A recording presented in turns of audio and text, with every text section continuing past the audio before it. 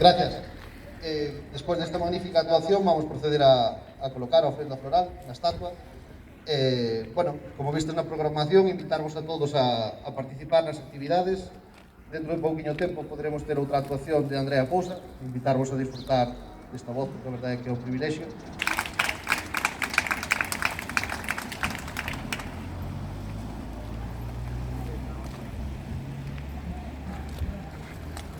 Aquí vai por todos os emigrantes.